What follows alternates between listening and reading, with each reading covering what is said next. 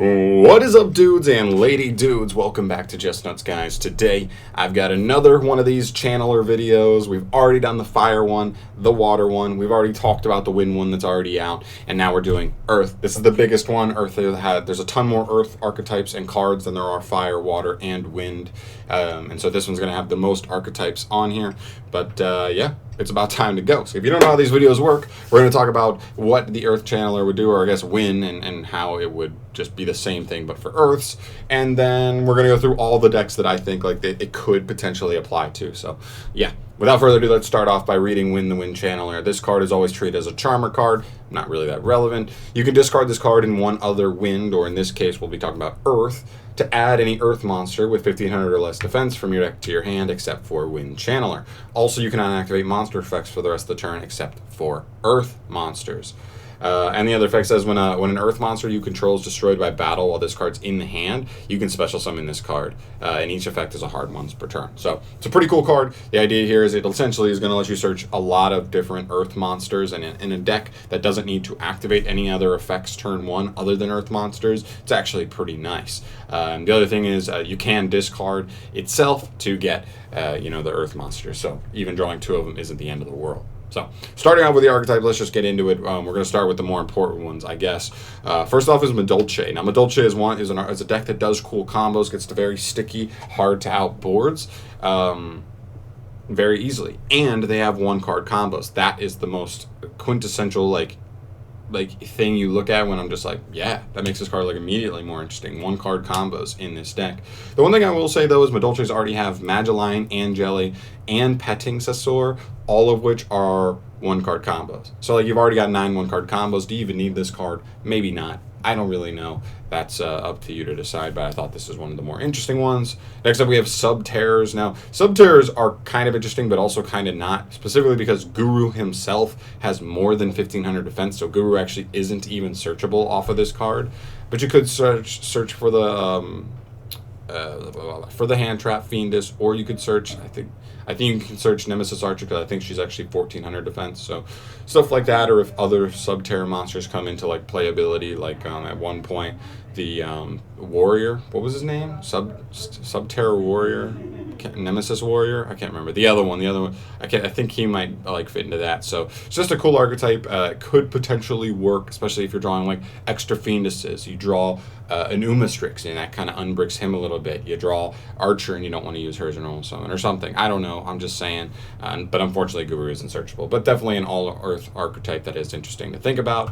Next up is Trap Tricks. This is, again, one of those archetypes where you don't necessarily go combo off of these girls, but all it takes is one to get into Sarah. And if the rest of your hand is traps, you are good to go, especially going first. So just being able to search them out. Mermelio is a +1, which is immediately nice because you just go like, you go neg 1 just to search the card in the first place. So the fact that this is just going to immediately make up for that advantage is really nice. And then you go into Sarah, and she will then make up for more advantage and get you caught up. So that's actually kind of nice. The problem is this is one of those decks where you play a lot of traps and not a million monsters. So like, do you really play enough earths to make this worth? It's definitely something to take into consideration. But still, one of the better archetypes that could be considered here. Whoa. Anyway. Next, we move into Zodiacs. This is actually a pretty good one as well because they have stuff like Rat Pier. This is a Rat Pier Searcher. Open this with any Earth monster, which you're probably playing at least 12, and you could even like tanky into something. Although you'd probably just be tanking for Rat Pier in the first place, but you could like tanky for Ram, then discard Ram to search Rat Pier, and that way you get Ram set up in your graveyard while at the same time getting to your one card play. It's pretty cool. It's definitely pretty cool. Definitely something to keep in mind. This deck has been ramping up in the OCG, and definitely giving that consistency to be able to get you to whatever Zodiac monster you want is pretty nice. So that's pretty cool. Moving on here, we move to some things that kind of all go together. We have Infinitrax, we have Machina, and we have Scraps. I don't think we have another one. Oh yeah, Entrains. All of which essentially are Earth Machine archetypes. Now, they all kind of like work together. We've seen builds of like all of these combined at some point, like scrap trains, scrap machina trains, machina and Infinitrack engines splashed into all of these. Like, they all kind of work together. They're almost all entirely Earth. There may be some extra deck monsters that aren't Earth, but for the most part, you're pretty much sticking pretty true to that. And it's pretty nice to be able to search out any of the more powerful normal summons, Scrap Recycler being one of those. Which is really nice. So I really think these guys all combined is actually one of the more impactful ones here just to consider. And I like it a lot. I think that's like one of the best ones. Moving on here, we go to Gokis. I just did a deck profile of Gokis on the channel. And the main thing I like about this is that all Gokis are 0 defense. 0. Which is really cool. Just means you could search any of them. If you don't have Super X, but you have another Goki name in your hand, boom, you go Super X. He's going to be able to get you 2 Gokis on the field. If you have a bunch of Gokis in hand, boom, Headbat is your new extender. Works that way. The one thing I will say is that as of right now, almost all of the Goki combos want to go through Isold, and Isold is light, unfortunately, not Earth. So you won't be able to activate Isold the turn you do this, but you could still just put out like a Power Load Ogre through the hand trap, and the hand trap, or through a hand trap, and this search card does allow you to get an extender that could allow you to play through a hand trap. And like, even though you're not going to be able to go full combo through a hand trap, you may still get to a Power Load Ogre. Your opponent's now 1 card out of the hand, still having to deal with a Towers monster and potentially something else also, depends. But yeah, I still think it's pretty interesting. I still think it's pretty cool. So yeah, Gokis.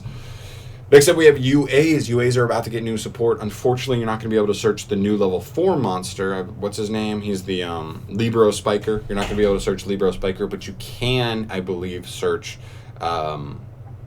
midfielder, which is still good because he's still one of the best cards to open in the deck, just being a normal summon, being a normal summonable UA monster, because that just works with the field spell. It works with all the other UAs you'll open in your hand. It's still pretty nice, so I just felt like that was one to mention, even though this deck doesn't plus super hard. So I don't know if you'd want to like play something that's already a neg1 on top of an archetype that already doesn't plus a ton.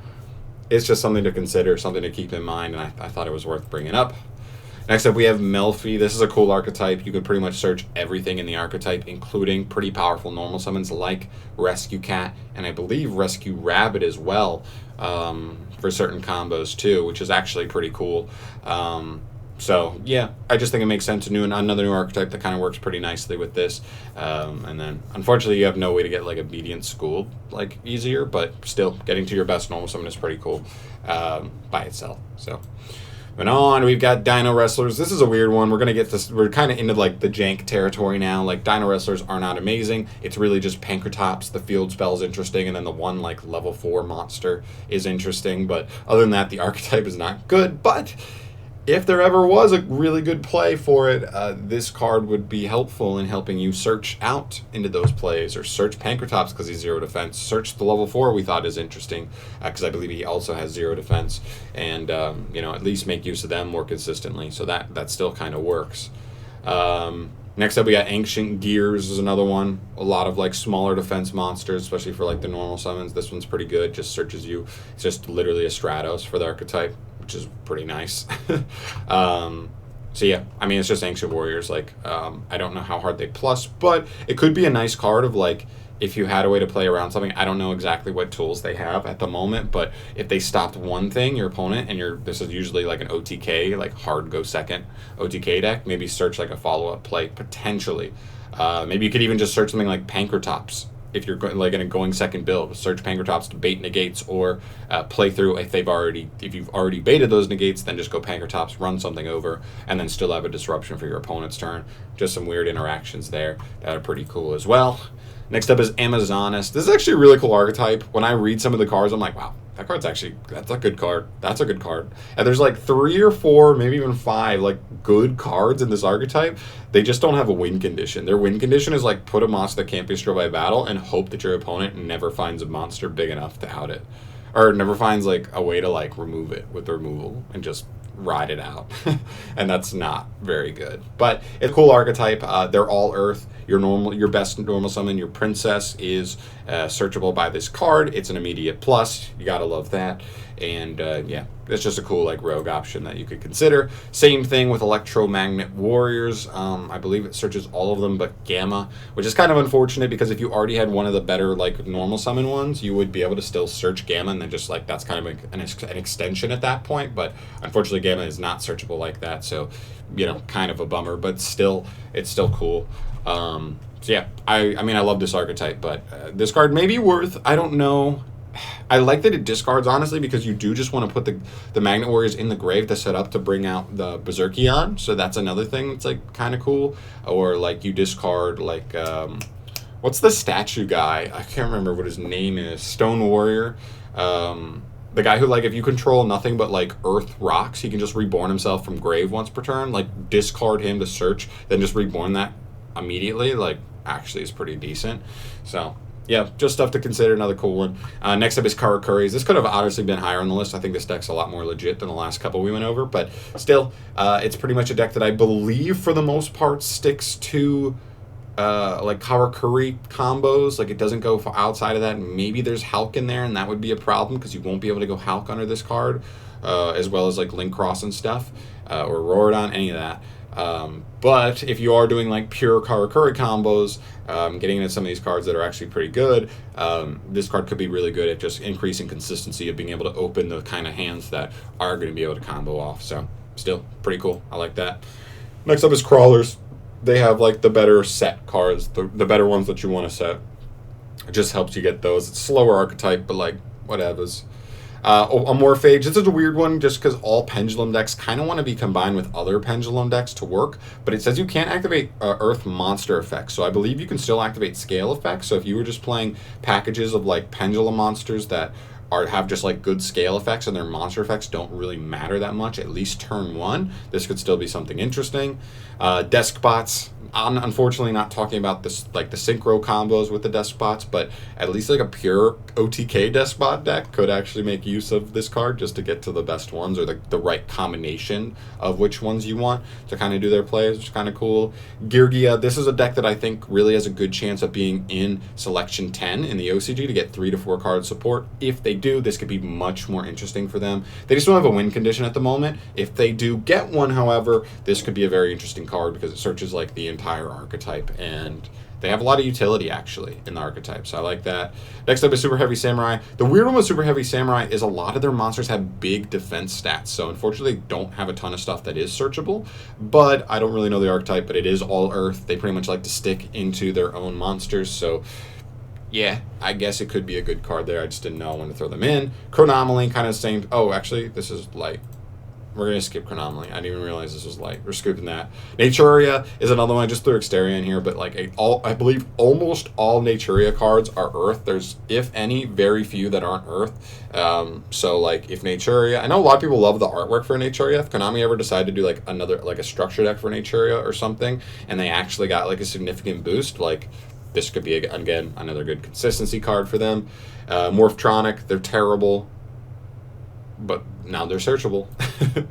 And I think Triamids is the last one. Yeah, Triamids is the last one. I just think this one's hilarious. Like, I absolutely adore the designs of the Triamid monsters, but unfortunately, like, the deck is just so bad. You brick on so many field spells, and none of the field spells are even good. Like, for this deck to ever be able to do something, I'm gonna have to do, like, a structure deck where they made, like, 3 new field spells, and all 3 were not just, like, good, but, like, legitimately, like, strong, like, effects that you don't even mind activating one and then one on top of the other type effects, and still be able to make it worth, while also making like 2 or 3 new monsters, because they need a lot. They need a lot of help. But I always thought they were cool. I always thought the multitude of field spells was kind of a cool idea. They're not strong enough. But I love the designs, and they are technically searchable, at least like the monsters now. So, you know, that's kind of cool. So that's going to do it for me here, guys. That's all of the decks that I think actually become more interesting when we do get the Earth Channeler. Keep in mind, I say when we do, not if. There's no if. This is a Charmer card. When we get Charmer cards, we get them for every elemental attribute: fire, water, I was almost said grass, wind, and earth. We always get them. It doesn't matter. There's no ifs, ands, or buts. And I'm excited to see when we get them, because a lot of these decks do become more interesting, especially the rogue ones that, like, maybe they actually had power plays, just not consistency of getting to those power plays. So definitely a big help there. But as always, guys, let me know down below which one of these decks you would be most excited to get this new earth card and use it in. And yeah, that's going to do it for me here. Thank you so much for watching, guys. As always, subscribe to the channel if you want to see more discussion videos like this one in the future, and see you in the next one. Peace.